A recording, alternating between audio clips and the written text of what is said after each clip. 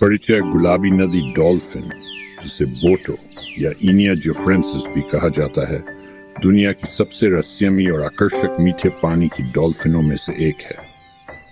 यह दक्षिण अमेरिका की विशाल अमेजन और ओरिनोको नदियों के जल क्षेत्र में पाई जाती है।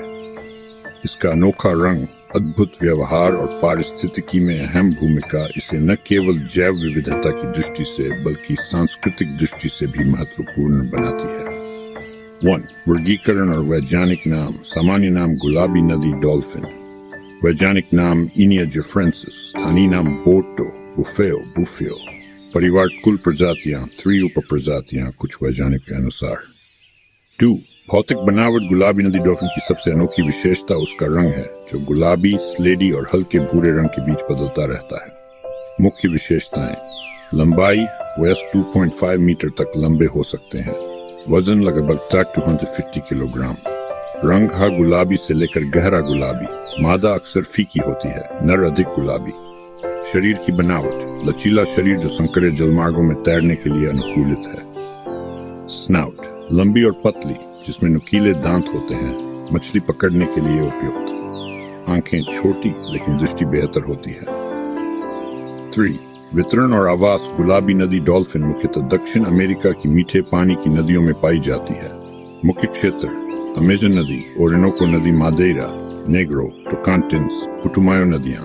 ये डॉल्फिन आमतौर पर बाढ़ के मौसम में जलमग्न जंगलों में गहराई तक चली जाती हैं, जहां वे फलदार पेड़ों के पास भी देखी जा सकती हैं। 4. व्यवहार और सामाजिक जीवन। गुलाबी डॉल्फिनें आमतौर पर एकाकी होती हैं, लेकिन कभी कभी छोटे समूहों में देखी जा सकती हैं। विशेष व्यवहार: नर डॉल्फिन मादा को प्रभावित करने के लिए लकड़ी, पौधे या मछलियां हवा में उछालते हैं। मछलियों का शिकार करते समय ये गहराई में जाकर मिट्टी में छिपे शिकार को भी खोज निकालती हैं। बाढ़ के मौसम में इनकी आवाजें अधिक सुनी जाती हैं, क्लिक, सीटी और खर्राटे जैसी ध्वनियां। 5. आहार और भोजन की आदतें। गुलाबी नदी डॉल्फिन सर्वाहारी होती है, लेकिन मुख्य रूप से मछलियां इसका प्रमुख आहार हैं। मुख्य भोजन: कैटफिश, पिरान्हा, शल्कीन मछलियां, केकड़े और कछुए भी कभी कभी प्रतिदिन लगभग 2.5 किलोग्राम मछली खा सकती हैं। 6. प्रजनन और जीवन चक्र। गुलाबी नदी डॉल्फिन का प्रजनन अक्सर बाढ़ के मौसम के अंत में होता है। प्रजनन चक्र: गर्भकाल, लगभग 10 महीने, शावक का जन्म, सामान्यतः एक बार में एक बच्चा शिशु डॉल्फिन। जन्म के समय लगभग 30 सेमी लंबी और धूसर रंग की होती है। मातृत्व देखभाल: मादा डॉल्फिन शिशु को कई महीनों तक दूध पिलाती है।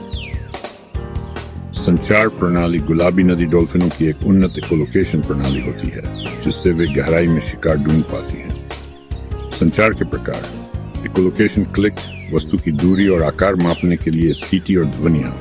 सामाजिक बातचीत के लिए शारीरिक संकेत, जैसे शरीर को मोड़ना, उछलना आदि। पारिस्थितिक भूमिका। गुलाबी नदी डॉल्फिन पारिस्थितिक तंत्र में एक प्रमुख शिकारी हैं। ये खाद्य श्रृंखला में संतुलन बनाए रखने में मदद करती है, मछलियों की आबादी को नियंत्रित करती है। यह अन्य जानवरों के लिए संकेतक प्रजाति है। यदि ये विलुप्त होने लगे तो पारिस्थितिक संकट माना जाता है। 9. खतरों का सामना। गुलाबी नदी डॉल्फिन को कई मानवीय और प्राकृतिक खतरों का सामना करना पड़ रहा है। जल प्रदूषण, कीटनाशक, पारा जैसे रसायन, मछली पकड़ने के जाल जिनमें फंस कर ये मर जाती हैं। डैम और बांध प्रवास को रोकते हैं और निवास स्थान नष्ट करते हैं। शिकार: स्थानीय समुदाय कभी भी मछली पकड़ने के लिए इनका मांस या वसा प्रयोग करते हैं। नदी यातायात, नावों की टक्कर से मृत्यु का खतरा। डेथ।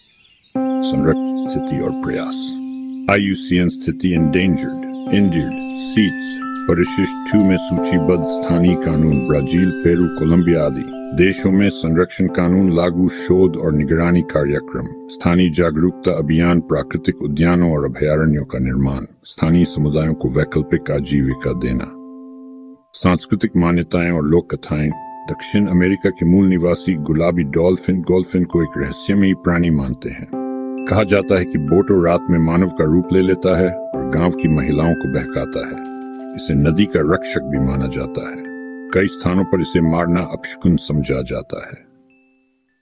ग्लोबल वार्मिंग और जलवायु परिवर्तन से इन डॉल्फिनों के प्राकृतिक आवास पर बुरा प्रभाव पड़ा है।